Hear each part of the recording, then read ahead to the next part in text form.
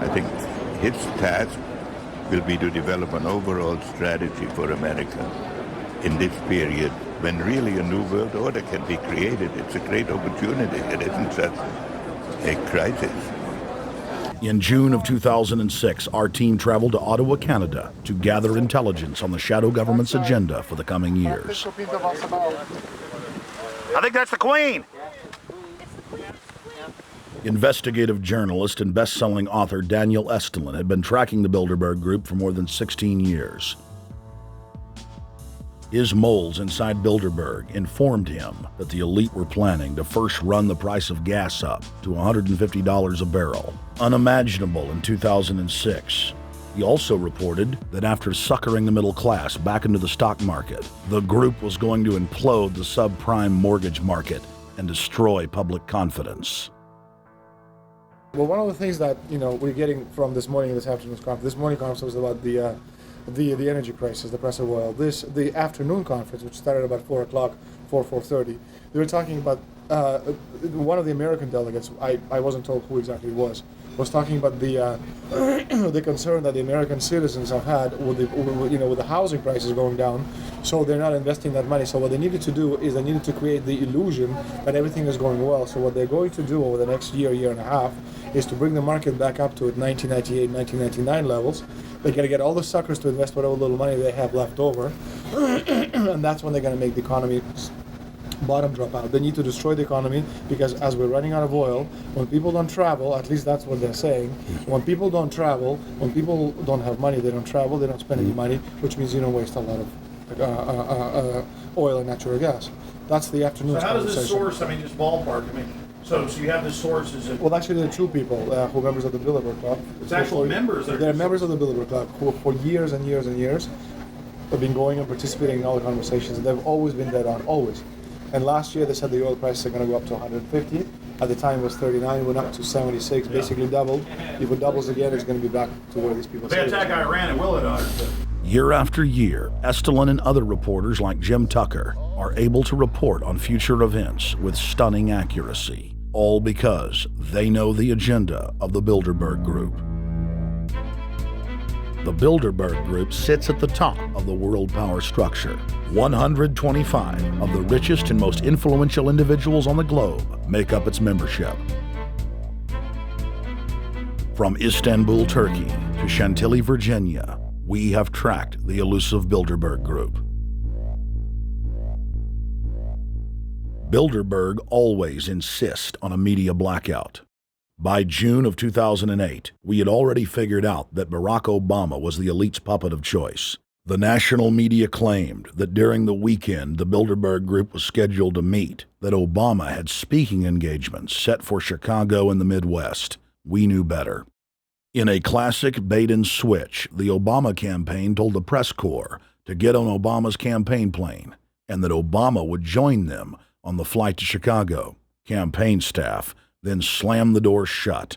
The fawning press had been shanghaied as Obama's campaign aircraft lifted off without Obama. Robert, why were we not told about this meeting and that the senator wouldn't be on our flight until the doors were shut and we were about to taxi to take off? Again,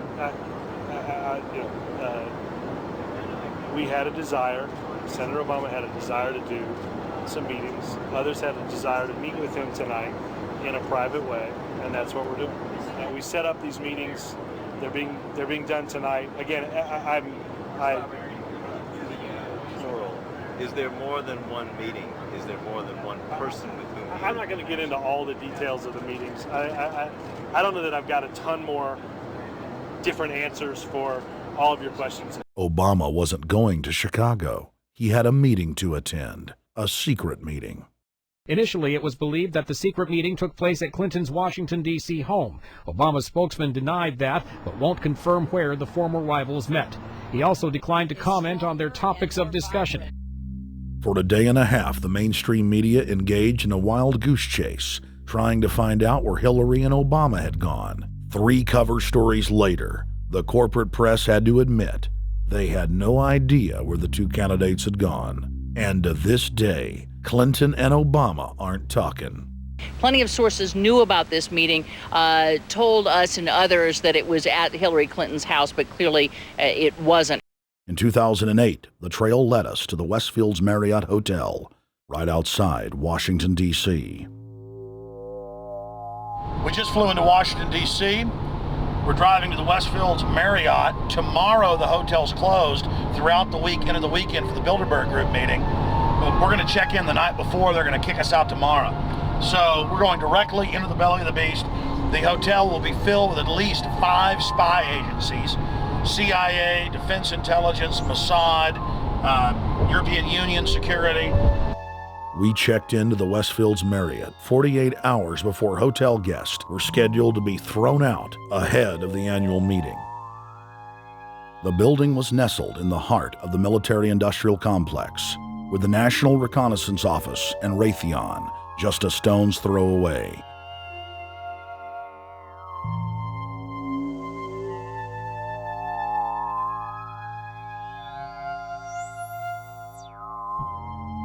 The plan tonight is to try to not get arrested, dodge the security, get in there, get some footage of the elite arriving in the morning, because some arrive before they officially lock it down, and then getting out of the building. That's our plan. I'm also going to be getting a call by a international syndicated radio show, Coast to Coast AM with George Noory, and all week he's getting briefings from me every night about things as they develop.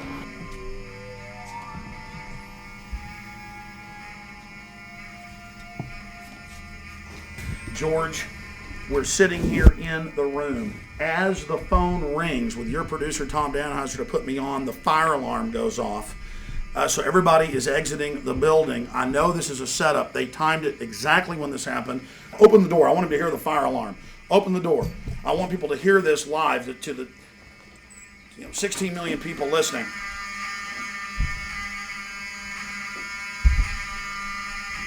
George, do you hear that? Now, they're going to use this as an excuse. The Westfields Marriott, right outside D.C. in Chantilly, they want to use this to flush us out of here. They're very upset. Everybody that covers Bilderberg, I was detained 2 years ago, interrogated, screamed at. They said Bilderberg was upset about me, wanted to stop us. This is guaranteed. Everywhere we go, we're followed. We have another hotel across town as a base of operations. They were there questioning us, getting in our faces. We're being followed everywhere. I need everybody's support right now. I pray to God they don't try to set me up. They may have tried to concoct this as some way to say, look, they didn't leave during a fire drill, assessing me knowing I would stay and do the interview. But again, the moment the phone rang with Tom Danheiser, the moment the phone rang, the guys answered it, I'm standing there, the alarm goes off. It's going off right now. The guests are exiting the hotel out there. Of course, there's no fire. This is just absolutely insane. I noticed, too, that there was over 100 security people here today, but tonight we got back and it was a total ghost town, and this is what's insane. We have a security guy walk up to us 30 minutes ago, about 25 minutes ago, before this happened, and said, "What are you guys doing?" We said, "We're just walking around checking out the artwork in the hotel," which we actually were admiring it, but we were also going around getting some footage. And they said, "Well, no cameras allowed." We said, "Fine." And then he said, "Yeah, we had somebody do a fire alarm a few weeks ago, and me and Rob, my camera guy, were going, why is he telling us about a fire alarm?" I forgot that part, George. These bastards have done this. I don't know how. They're planning to try to set us up or something, but this is incredible. We are here in the middle of this right now, George.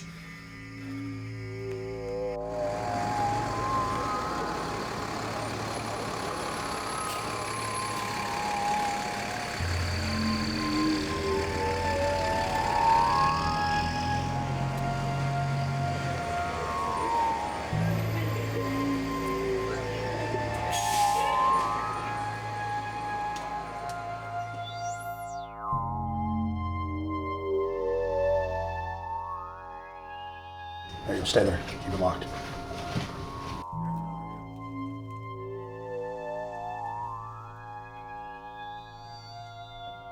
Let's go. Let's get out of here now, Richard. Don't screw around anymore. We got out of here on exactly the right time. Is this the way out? Yeah.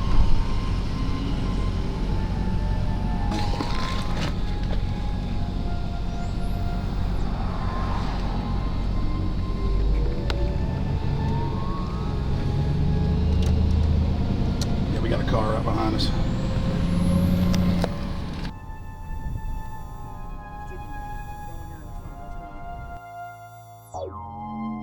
You made about, what, 5 turns, and the 6 turns, the same car's following us. Now he looks like he's following us into